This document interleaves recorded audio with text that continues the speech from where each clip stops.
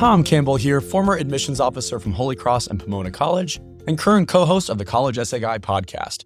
I had so much fun sitting down for this episode with my former colleague and forever friend, Ms. Carolyn Starks, who worked with me at Pomona College for several years. Hey, we always recommend avoiding extreme language at College Essay Guy, so terms like forever friend, never, always, sounds like a Taylor Swift song.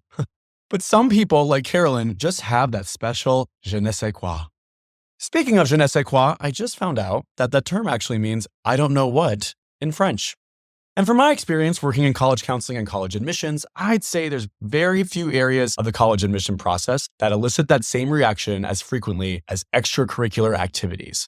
I don't know what types of activities impress colleges. I don't know how many to take. I don't know how I should be spending my summer. I don't know how to balance my academics, which, as we know from this What Colleges Want series, is still the most important aspect of the process, with extracurriculars. Well, if these je ne sais quoises have been keeping you up at night, this episode, our extracurricular activities deep dive, is for you. Carolyn and I will get into what are some of the benefits of getting involved in your school community, how can students explore activities outside of their high schools, how do admission officers evaluate a student's activities list, frequently asked questions about activities, summer programs, and lots more. But first, let's meet Carolyn. Carolyn Starks followed her father's footsteps and attended Rhodes College in Memphis, Tennessee, where she studied English and Africana Studies. After graduation, she moved to Portland, Maine to work at Bates College, where she focused on supporting first-generation to college, BIPOC, and/or low-income students through the admissions process. After 2 years, she landed a job at Pomona College's Office of Admissions with me, where she joined our access team, ran the college's diversity fly-in programs, and learned to be just as oriented in her approach to educational equity. Though at the time of recording, Carolyn was an associate director of college counseling at Oakwood School in North Hollywood, she will soon be moving to serve as co-director of college counseling at Santa Fe Prep in Santa Fe, New Mexico. In her free time, Carolyn enjoys indulging in local cuisine and watching Bravo with her husband and her dog, Ms. Pecan Pie. We hope you enjoyed this episode.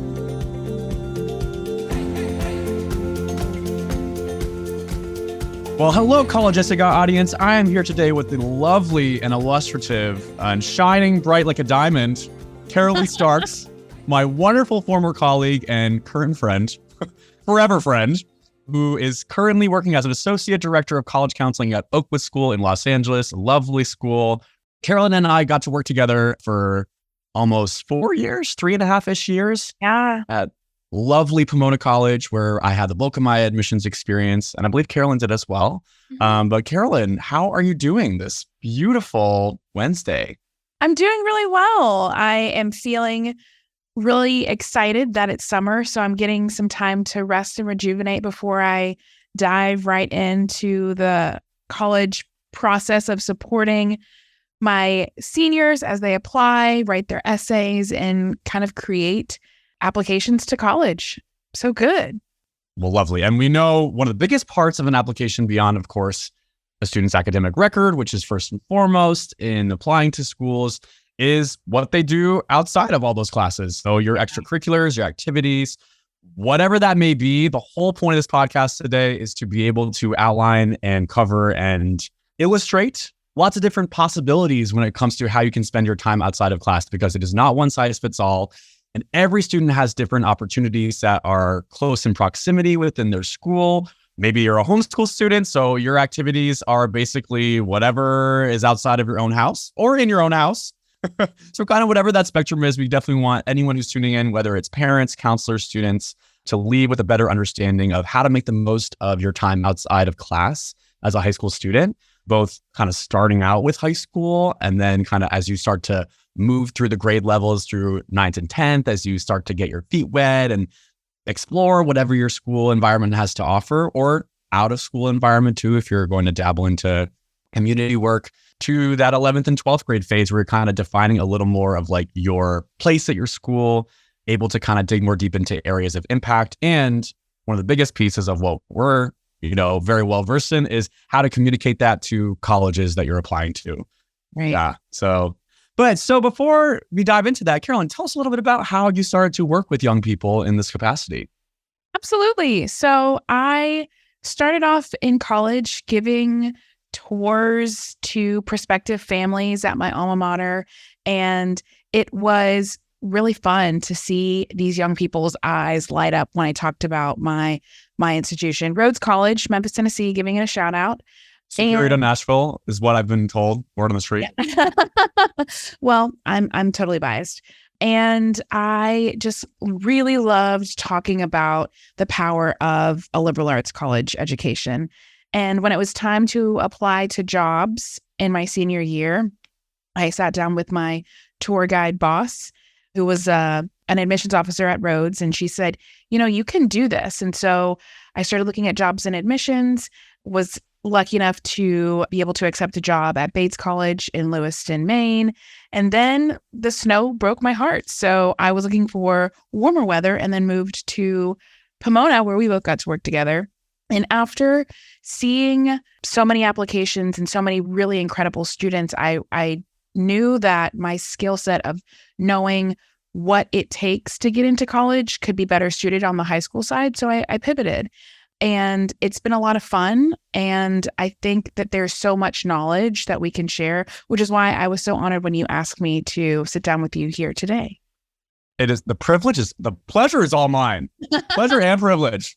So Carolyn, in the spirit of just icebreakers, getting to know each other, getting the audience to know a little bit about us beyond just our professional background, would love to hear a little bit about how you spent your high school activities and moving from, 9th through 12th grade, what you got involved in and how that ebbed and flowed. And oftentimes that, learning from experience is a great way to present to people on the other end, what to lean into and maybe what not to lean into as much. Yeah, absolutely. So I will say that the activities that I was involved in high school changed a lot. I was very into marching band in 9th, 10th, and 11th grade and loved it. And it was so wonderful. But in my senior year, I wanted to start, focusing on more things that I was really, really interested in and invested in. So I had to stop marching band and became like a lieutenant governor of Key Club, which was like in charge of my county and like the 4 adjacent counties, kind of like leading community service, Key Club community service. So I had to like pick and choose. I was also involved in various language clubs, and those were all ones that I ended up putting on my comment application. And then there were some that I didn't put on my comment application. Like at my school, we had a baseball team that like always went to state, and we didn't really have cheerleaders for the baseball team, but we had this group of young women called the Diamond Dolls, where we would just bake cookies and kind of like, go to the games and cheer them on. And that, luckily enough, had a college counselor who was like, hey, we should probably not put that one on there. Like, let's use other areas and be judicious with the spaces that you have. So seeing how I was able to pick and choose and show what I was really invested in and potentially what I would want to continue on in college was something that I got to have, and something that I had those kinds of conversations with my young people as well. I started out in high school kind of really not knowing what to spend my time doing. I wasn't really involved in a ton of clubs and activities in middle school. It just wasn't that kind of school. So I started out playing, I did tennis camp when I was a kid. So I remember joining like the 9th grade, the freshman tennis team, and was so unathletic, was not good at that at all. I was in CYO football as well when I was in middle school. No way. My dad, yes. Well, Carolyn, it's funny. Carolyn knowing me is like, really? Oh, news to me. Because I'm very unathletic in terms of especially like coordination and organized sports. But my dad was like a football coach, a football athlete in college. So like there was, that kind of pressure to like try to be good at that. So that was kind of like a moment of like self-advocacy to kind of maybe like sit down and be like, hey, I'm not interested in sports. I've tried it out. It wasn't my thing. I wasn't able to find really a lot of community there or feel really empowered by my skills or what I was contributing. But something that in middle school, we had like these school shows and plays that I dabbled with a little bit. So that's something that I wanted to explore a little more. So I started to get more involved in drama, and I kind of said like, hey, like my interests are elsewhere. So majority of my time in high school was spent, this is not very surprising, I'm sure, something very theatrical. I was in several different plays in high school, from being the Mad Hatter in Alice in Wonderland to Uncle Max and The Sound of Music. Lots of the wackier, zany characters. Yeah. And I also did some service group work as well, which, of course, now that I work in, college admission space, I'm like, yeah, a lot of students do that too. So how would I distinguish my experiences now versus then is something I think a lot about. But yeah, I think kind of like moving through high school and initially like trying out athletics. And for you, it was trying out marching band and realizing that like your skills and interests were better suited for other areas of impact and leadership. It's super normal to dabble and stumble and try new things. And so that's definitely something that hopefully our two experiences are. It's all about growth. In the college experience, the high school experience is all about growth and growing towards, who you will be and the person and adult you will be. So I just want to like highlight that as well. Like, you do not have to be involved in something all 4 years. If you are, that's amazing. It's really cool to see how you can grow inside of an organization and how you can have different facets and identify different silos of yourself in one activity, but giving yourself a lot of grace, because you enter high school, at like 14 years old? Like, you can't drive, you can't do all of these things. And by the time you graduate, like, you can vote for the president of the United States, right? So like recognizing that there's a lot of developmental growth that happens, I think is just giving everybody an opportunity to offer grace to the young people who are going through this process. So Carolyn, any advice for, students who are kind of just starting out high school, trying to figure out kind of how to spend their time outside of class and what they may want to dive into? Absolutely. So I know in my high school experience, there were some opportunities where I was in class with some juniors and seniors. That was typically like my elective classes. And if I was friends with them, or if they were someone that I really admired, I kind of asked them like, hey, what did you get involved in? Like, what are you involved in outside of the classroom? And so I got to kind of hear their experiences and kind of find what they were interested in. But now that I'm a high school college counselor, I typically ask my students, what would get you out of bed at 8:00 on a Saturday morning? Because that is what is going to bring you the most joy.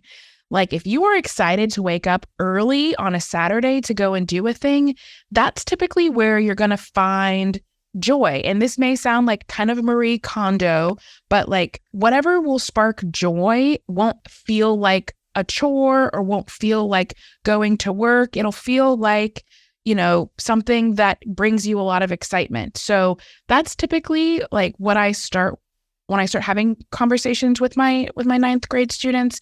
I bring that up. And then I also just will share the different activities that Oakwood offers, and recognizing that there are some activities that a lot of a lot of high schools will have, but then also, recognizing that some of the things that Oakwood has, other schools don't have. So whatever your school has, if it does have activities or doesn't have activities, knowing that you can find ways to get involved outside of the classroom is kind of where I kind of start those basis of conversations. What about you? How do you start when you start talking to young people and what they're interested in? I think about the scene in Mean Girls for anyone who is tuning in and remembers this, early 2000s gem of like the cafeteria and kind of where everyone sits. Many schools will have an opportunity to have some kind of like buddy system with someone who is older and more experienced, who's kind of been through the ropes, because every high school has its own unique culture. And as Carolyn mentioned, right, every high school kind of has their own unique offerings. So I'd say leaning on mentors and support when it comes to, hey, gee, these are some of the things that I'm into. Like, do you know from your friends, from your network, from your knowledge of the school, like where I maybe want to spend my time outside of my classes? That's, I think, a great first step to think about when it comes to figuring out kind of like where to spend your time and where to dabble in. But of course, not everyone's like super, especially when you're kind of, that new ninth grader to the scene. Like some people are going to be naturally more extroverted and willing to do that than others. So I'd say, if an older peer feels like really scary and intimidating, which is like really common for a lot of high school students, asking teachers, right, who are are there to, many schools are going to have something akin to a homeroom or an advisory, right? Where you kind of like have a little bit of time before your actual academic classes to know the ropes, to learn about, on Fridays, we have Spirit Day in the month of, September and things like that. So I'd say leaning on your homeroom teacher, advisory. If you're able to meet with a school counselor too, I'd say early on in high school, that's something that, depending on the school and availability, some students might not be able to do that because a lot of times, especially with schools that have like a college counseling oriented department related to that, but most schools are going to have a school counselor to be able to help provide that sense of guidance. And it doesn't just have to be for, socio-emotional counseling. School counselors are there for kind of all aspects of the process. So that's something else I think about identifying early on in high school is like who to go to help get that lay of the land, because it can be definitely very overwhelming. Yeah. And it also doesn't have to be super strategic either. I know when we were working at Pomona, we saw a lot of the same quote unquote competitive-ish activities of like mock trial or model UN or, trying to be the captain of your sport that you were involved in or the leader of your environmental justice organization.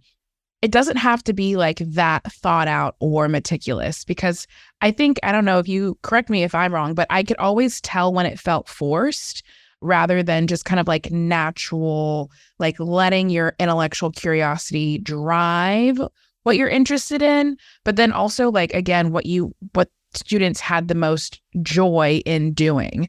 I was always able to pick up on hints and notes of that. So did you feel that way as well? Yes. Okay. So of course, one of the most natural ways to get involved outside of classes is to take advantage of what is in your own high school. And, a lot of the things that Carolyn and I were involved in high school, we did things that were available, kind of on a list, right? That can be produced by your school, or you can hear from upperclassmen or from your, senior buddy or whatever it may be. And there's a lot of merits to getting involved in things within your own school. I'd say the majority of applicants that we've read in admissions are most of the time, the bulk of kind of their extracurricular profile happens to be things that were offered by their school environment. So Carolyn, why even get involved in clubs and organizations to begin with? Other than, of course, like getting into college, which is sometimes like we try to step back from that mentality. There should be a goal and a purpose to this beyond an end goal. Right. Yeah, what are some of the biggest benefits of just like getting involved in your school community? Absolutely. Well, first of all, I think that there is incredible opportunities to learn from different people who have different perspectives. And yes, you may all go to the same high school, but we all know that collaboration is where like the greatest ideas can come together and be thought of through different lenses. So being able to collaborate and learn from one another, because in college, I think other than your senior thesis, which is purely, if you do a senior thesis, not everybody does that, all of your classes will be with other students. You'll be asked to engage and think thoughtfully. So seeing how that can be translated to your college experience is definitely ways that college admissions officers are kind of like looking through how you collaborate in high school. There's also opportunities to be a team player. I think teamwork and ways of being able to work together towards a common goal is something that college admissions officers are thinking about as well. The fact that they're right there, at your school does offer a level of ease, and the barrier for entry is like very low. So it doesn't necessarily feel like it's overwhelming, which is why we do see a lot of students getting involved at their high school. And then also, another thing that people don't even think about is time management. Thinking about how you continue to excel inside of your academics, but then also being able to give a lot of your time and attention to your various outside of class activities. So all of these skills that you don't know that you're doing by being involved in these extracurriculars are things that college admissions officers can tell based off of knowing what it takes to be a successful athlete or a successful club leader or a successful community service person. A servicer, the service is servicing. Yeah. Yeah. So recognizing that there are lots of different skills that come from being involved in these different organizations that we know are at high schools.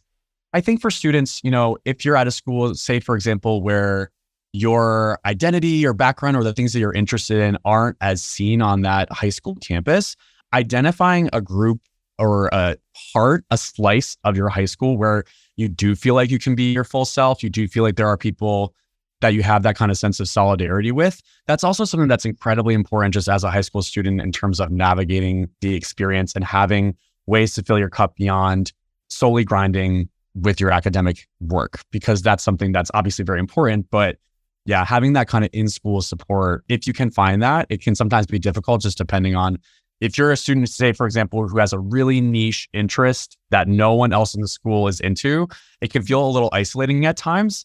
And I think back to there was a student, I brought him up a couple of times on different college essay guy related podcast webinars and things like that. But he was a student from an Alliance high school in Los Angeles. It's a network of charter schools for students who are very college motivated.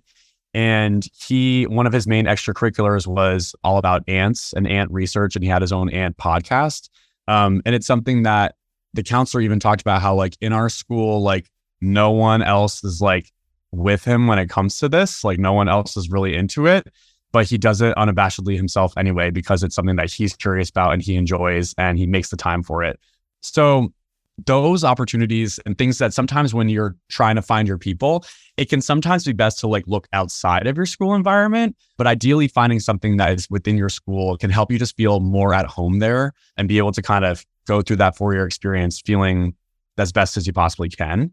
I also think about a former student from Pomona who went to Hollywood High School in LA, and she talked about being on the prom committee and how her school didn't have a lot of funding for things like prom, school dances and whatnot. So she was she kind of painted this picture in one of her supplemental essays about streaming things together with tape and artfully cobbling together the scraps of paper from recycling bins to make some mosaic collage theme moment for prom, right?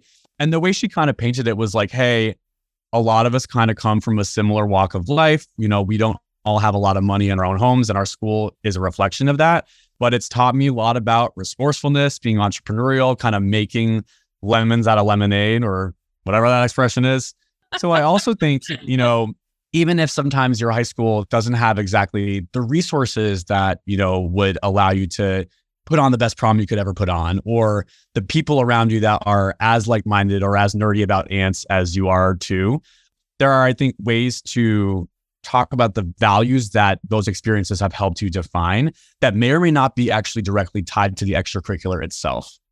For sure. You just brought up really, really wonderful points. And one that I want to build off of is going back to your student who was interested in ants and ant farming and created a whole ant podcast. And that's the idea of being involved in extracurricular activities outside of your school community.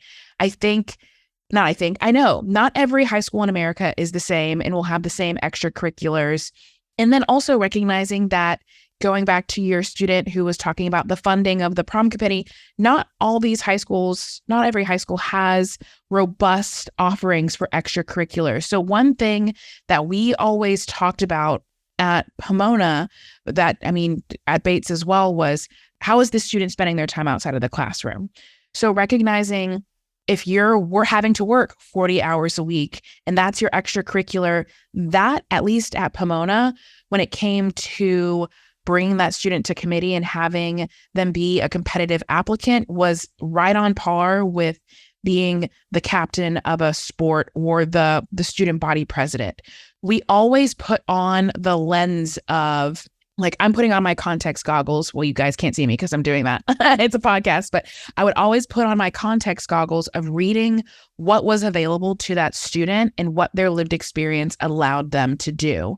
And then also going back to your young person who was involved in the ANT podcast, he had this insatiable curiosity that he just kind of went out and did.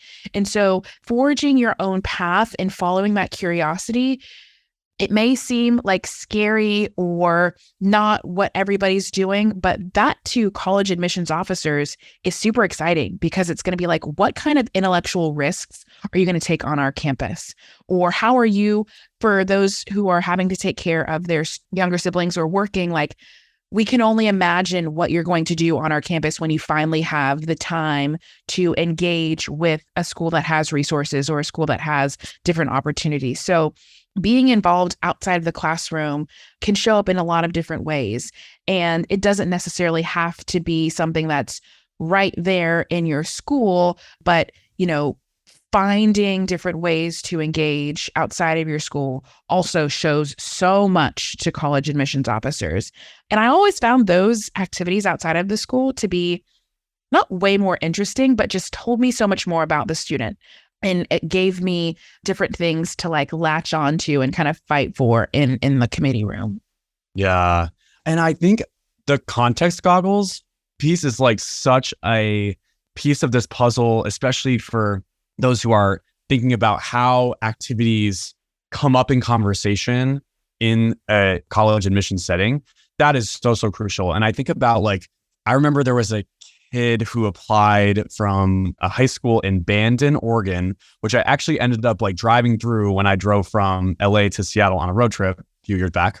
And it's population a few hundred. And the majority of how he spent his time was helping with his family's restaurant. They owned a Japanese restaurant in town. It was one of 5 different places to eat beyond the supermarket.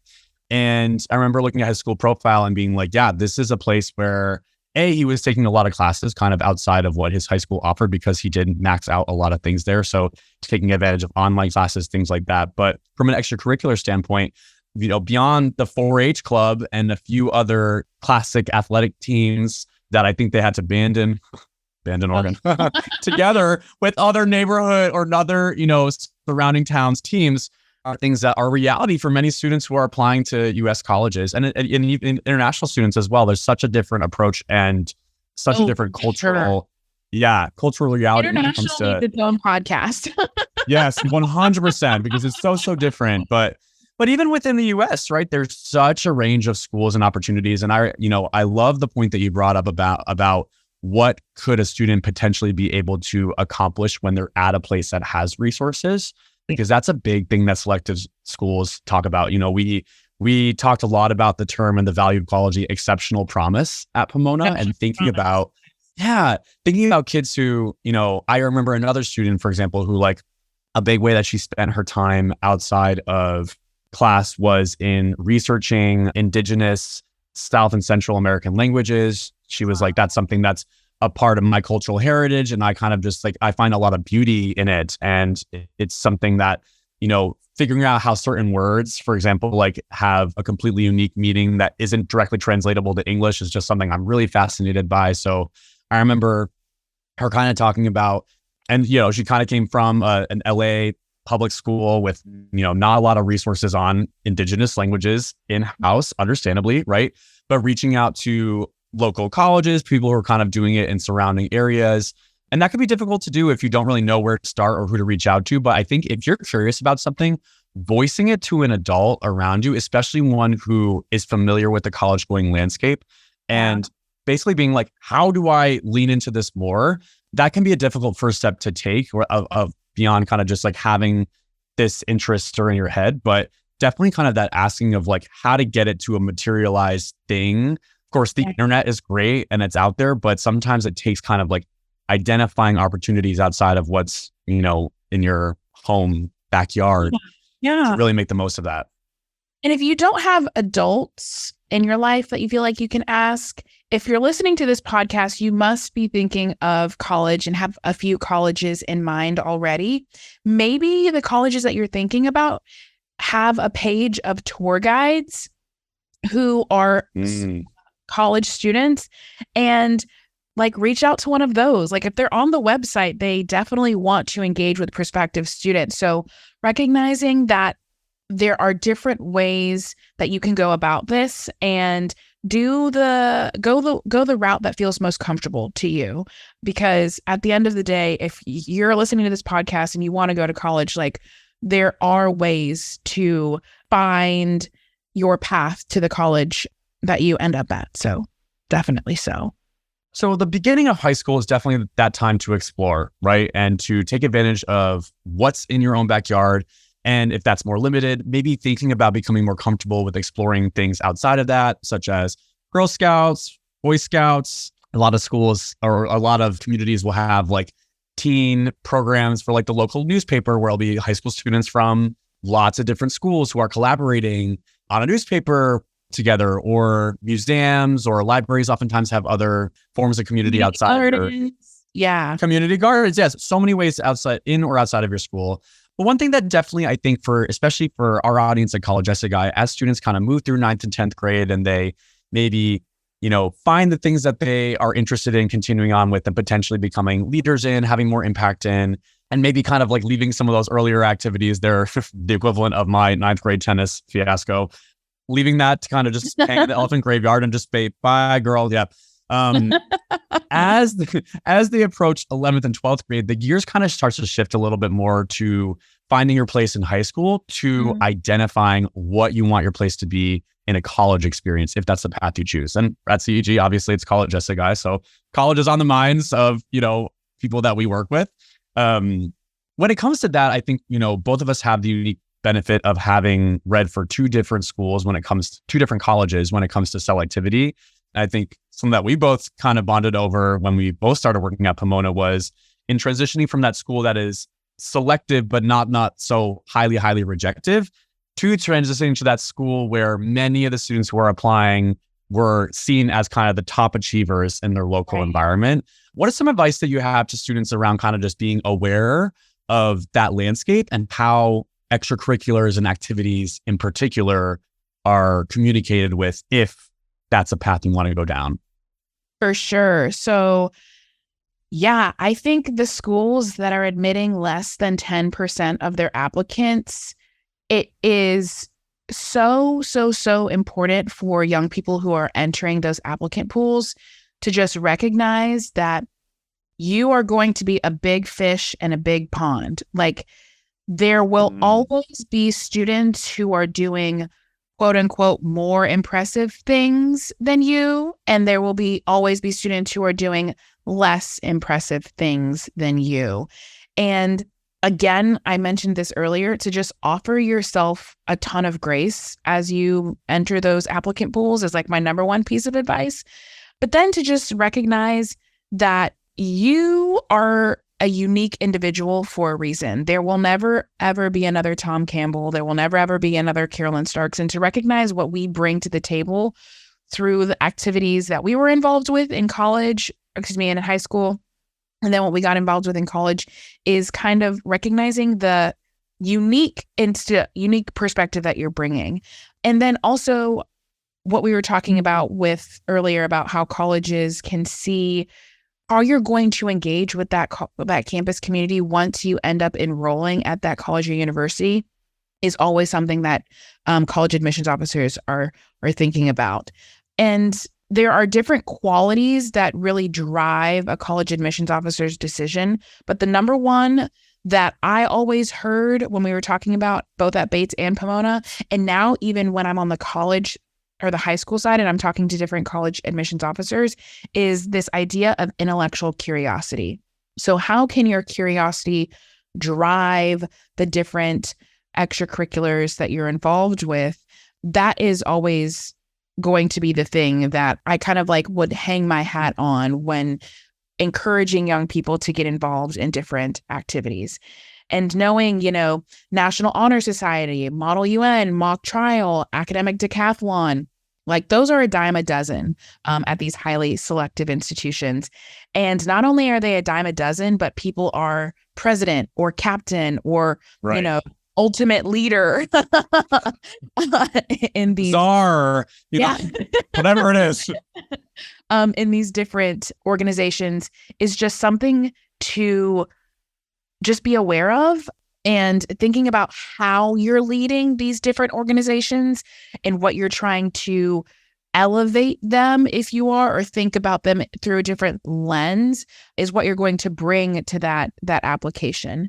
Yeah, that awareness of kind of not doing those things. But I think it's a really good lesson and a way to underscore one of our big, mantras at College Essay Guy, which is about being involved in school and leaning into your curiosities will help you in the long term. And sometimes there may be goals that you think that you have or places where you see yourself, certain colleges or certain universities, that it doesn't work out. To completely pivot your high school experience to try and put together a version of yourself that you think some of the schools you're interested in will want to hear most about. You can't really plan for that because, cultural dynamics shift in the United States. There are periods of our history where there were more kids interested in certain areas and involved in certain areas than others. But it doesn't mean that you shouldn't do them, because these are the things that you're the most engaged with, the things that you want to lean into more so. And the earlier you identify that, and I think become more comfortable with leaning in so deeply into something, the better off you will be in the long term. Yeah, definitely. All right. So the two of us spent some time before we came together for this podcast to kind of put together some of the most commonly asked questions that we get from students and families, both when we worked in admissions and now. So we're going to do a little rapid fire section of the podcast and just bang out a lot of these frequently asked questions, starting with, do colleges have preferred activities or summer experiences? No, they do not. Again, recognizing where a student comes from and the context in which their lived experience is, there aren't any real preferences. Again, just going back to what's the intellectual curiosity potentially driving some of these activities? That's really the only thing that I could think of when asking that question. Agreed. All right, number 2, does their placement on an activities list matter? So when you're running your activities to colleges, does it matter how up on the list or low on the list an activity really is? For the highly selective colleges out there, it does not, but it might for some schools. Like, let's say you're applying for a leadership scholarship and you want to be read in that capacity, it might. So again, it depends on the schools you're applying to, but typically for the highly rejective colleges, it does not. Yeah. And I'd say, the general rule of thumb that, many counselors would communicate with students is just putting activities in order of importance to you, or, how much of your time is dedicated to those areas. That's, I'd say, generally a really solid approach when it comes to, thinking about what order to put your activities in. But in general, it's something that isn't really highly scrutinized or evaluated on the admission side of things. For sure. All right. Number 3, longevity. So how many years do you have to be in the same activity for it to, quote unquote, count to colleges? Again, I think we talked about at the beginning of this podcast how we both were interested and involved in things in 9th grade that became obsolete by the time we were in 11th and 12th grade. So longevity, it's nice to have, but it's not necessary because, again, you're evolving and growing through your high school experience. And we wouldn't never want you to continue to be involved in something just because you had started it in 9th grade if you weren't necessarily enjoying yourself. Absolutely. Yeah. And I would say in general, students who are going to be competitive at some of these more selective colleges, there probably are a few activities or things that they've been involved in outside of school for 2 or more years, because that's usually the time frame when a student's able to get exposed to a club or organization and then potentially pivot into being a member of a club or organization or a team to taking on a little bit more of a leadership role and having a little more impact, some more initiative in terms of the direction that activity is going or how they want to be spending their time or resources. So generally, I'd say a 2-year stint with something is going to allow you the most capacity for that type of growth within an activity. For sure. But definitely normalizing the one and done, try it for a season. This was not my gig. There's a lot of people throughout history who that's been their lifestyle. So it's totally fine. All right. Number 4. So on the theme of what we just talked about when it comes to leadership, that's something that we got a lot of questions about. So number 4, how important is having formal leadership roles in the college admissions process with your activities? Yeah, again, at these highly rejective schools, leadership is a dime a dozen, but there's also different ways that you can get involved and be a leader without actually being like the president or the captain. One thing I had a total bias towards stage managers in the theater production. And normally people are like, oh, we want the lead actor, actress, or we want the director. But the stage manager, in my opinion, was like this quiet leader that if they did not do their job, the show could not run. So recognizing that, leaning into whatever your strengths may be, and you end up getting a leadership role with those strengths, is something that college admissions officers could tell as well. So there are various levels of leadership. Clubs at my school now have onboarding people. So they'll have students, that ran for a leadership position but didn't necessarily get it. But now they're in charge of mentoring the younger students to kind of get more involved. And you can kind of create your own leadership in the different clubs and organizations if you feel passionate or strongly about something and you see that there's a gap or a hole missing in the club that you're a part of. Yeah. And I think one of the things that I really underscore when it comes to like leadership is that for admissions officers, sometimes, of course, seeing a position listed to an activity will communicate a certain message about the level of investment and time and energy and impact that you're attaching to a club. Yeah. But I've worked with enough students to realize that there are sometimes students who don't necessarily have that title, who are still really being leaders in the space that they're a part of. So, this past year at College Essay Guy, I remember reading a student's application who she on her soccer team brought up a point to the team leadership around gender inclusive. There were certain traditions on the team that involved the players wearing all, dresses and formal wear. And one of her peers identified as non-binary. So she really wanted to advocate to the team's leadership on changing the dress policy for these formal days that were part of the team. And that's an example of someone being on a team, but not necessarily being part of the leadership, but bringing forward things that show their values, show their ability to be a leader for other people and their peers. So I'd say oftentimes outside of a formal role that you may have latched onto, which of course can be great, there are oftentimes places in an application where you can communicate leadership as a quality and leadership as a value and how you've demonstrated that. So I'd say that's actually something that I think is more impactful and actually tips the needle more for a student in an application process beyond solely how many titles did you rack up, because that can only, again, communicate so much. Oh, yes. All of that. Asterisk. All right. Well, thank you. So number 5, basically things that you spend your time doing outside of school can count as an activity, formal or informal. But are there things that you should not put on your activities list, or things that don't actually count as an activity, even if it is how you spend a decent amount of your time outside of classes? Yes. So going back to my own experience, I did not put diamond dolls on my extracurricular list because I didn't feel like it properly communicated what I valued and what I do value, both then and now. And if it's considered like what you would do on an everyday basis, like chores of like feeding your dog or like washing the dishes or, these things that Tom and I like to call lifing, probably not a good idea to put on your Common App. I remember there was one application that I read and it said significant other, and they talked about all the hours that they took being a significant other. And that wasn't something that I could like latch onto in the committee process. And I do want to make a differentiation here between familial responsibilities and lifing.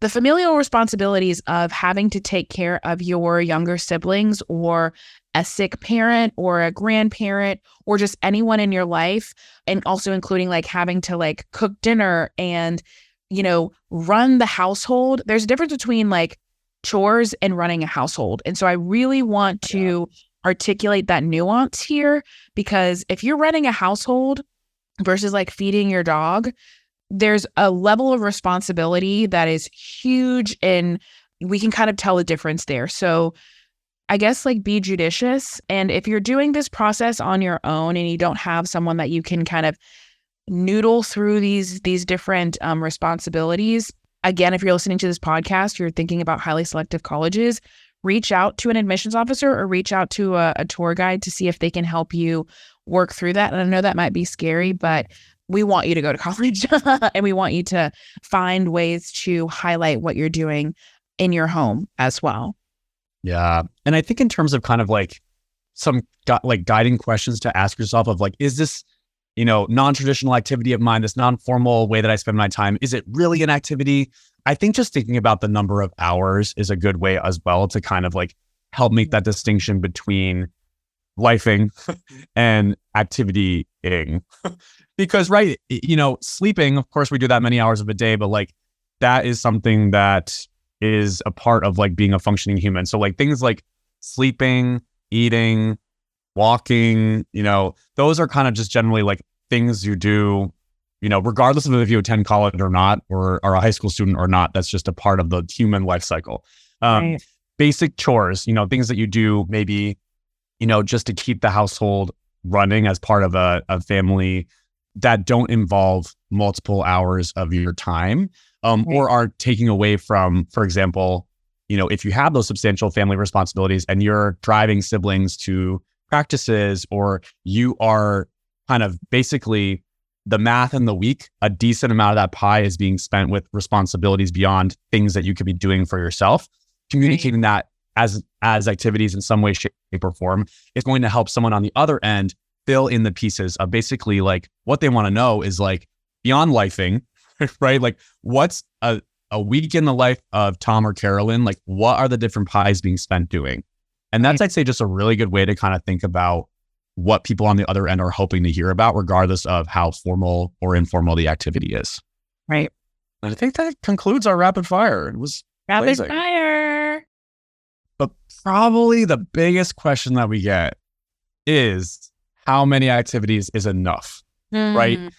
And it can be a really confusing reality for students and families, because the Common Application currently offers 10 spaces for students to indicate what they spent their time outside the classroom doing, their activities. Yeah. But Carolyn, we talked about kind of our experience, reading applications and recognizing that very few students, I would say very, very few, had deeply engaged commitments that would fit all 10 of those different slots. So any advice around how many activities feels like it's meaty enough, or I guess for the vegans in the room, and it's substantive enough, organic enough to count?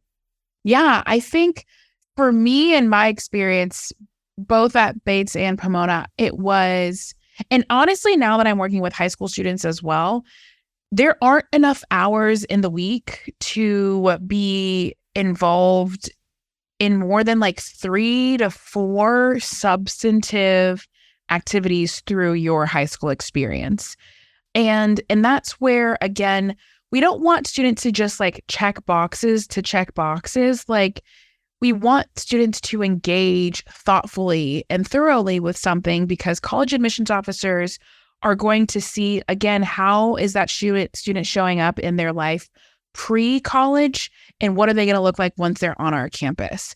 So being deeply invested and not really just doing something just flippantly, I really saw like 3 to 4. And I also want to highlight that these 3 to 4 activities don't have to align perfectly with your academic interest. I think another myth that I've heard a lot is, what's the story that's being told through my application? What's the common thread and the common theme?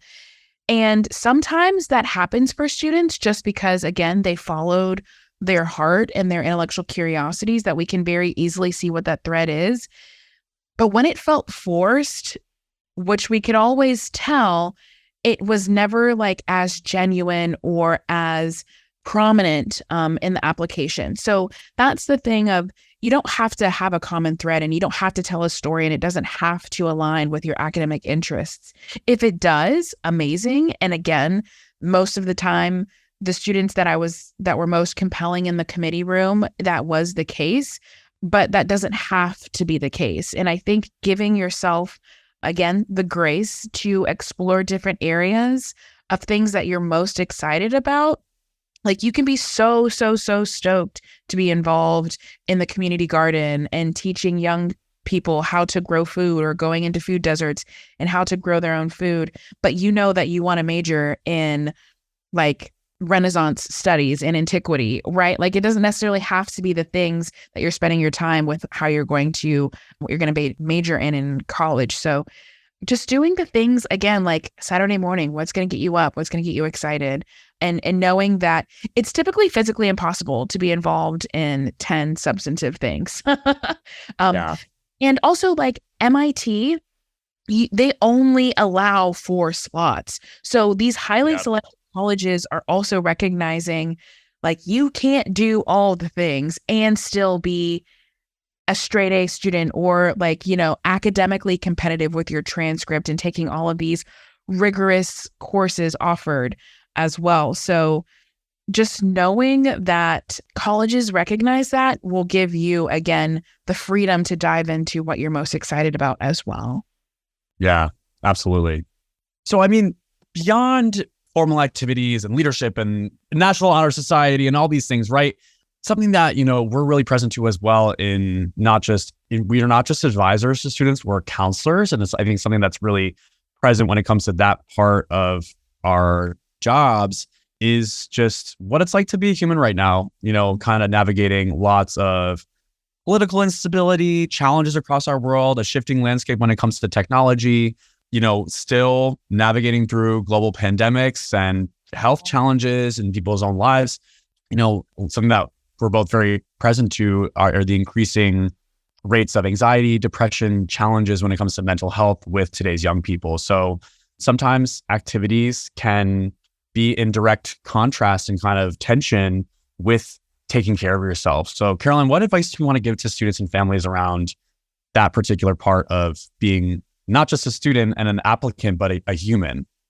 Absolutely. And I think I've mentioned this several times throughout the podcast, but just offering immense grace to yourself, to your student, to your peers. I know at Pomona, when I was running the diversity fly-in program, we would have someone come in. He was actually the dean of students. He rocks.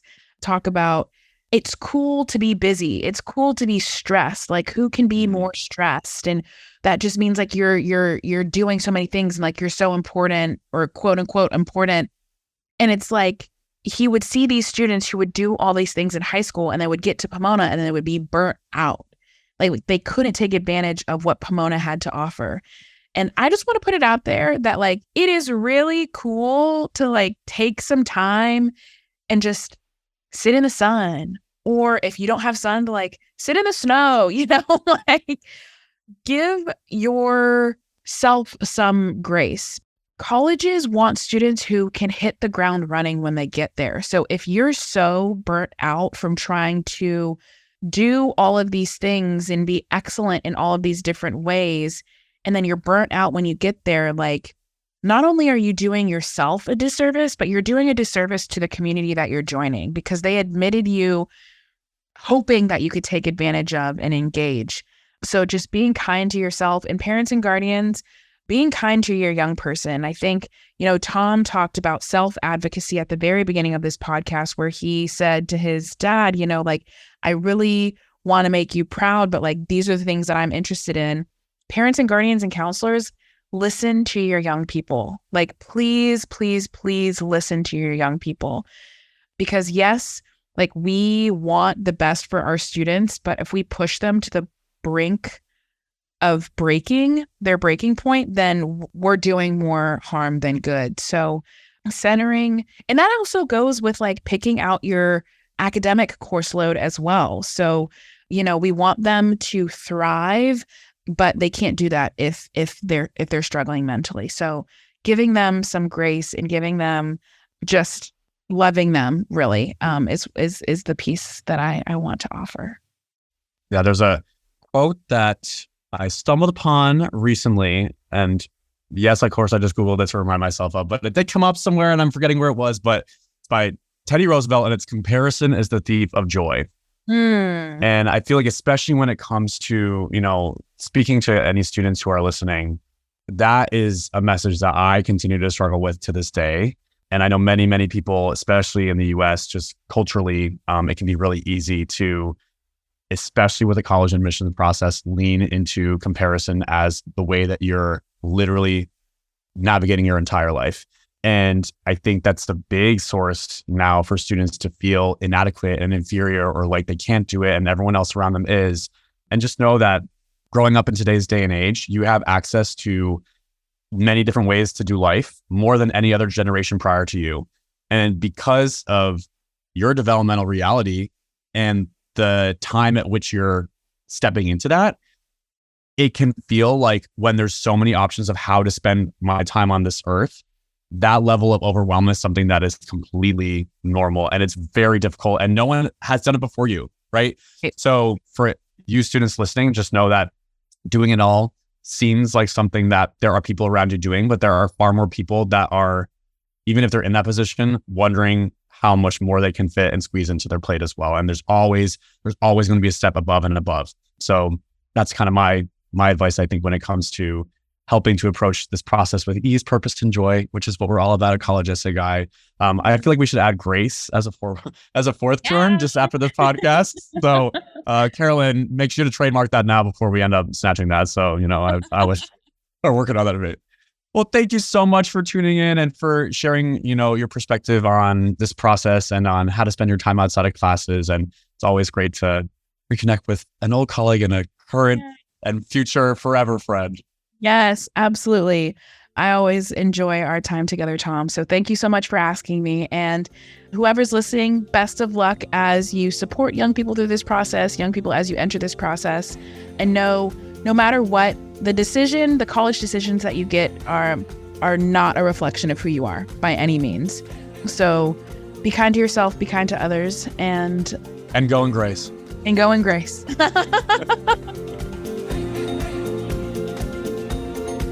Thanks as always for tuning into the College Essay Guy podcast, and we hope this extracurricular activities deep dive was helpful to you as you embark on your application process. As always, any of the resources we mention in the episode will be included in the show notes, including College Essay Guy's own ultimate guide to extracurricular activities. Have a great rest of your evening, morning, day, afternoon, and as Carolyn loves to say, au revoir, mon cher.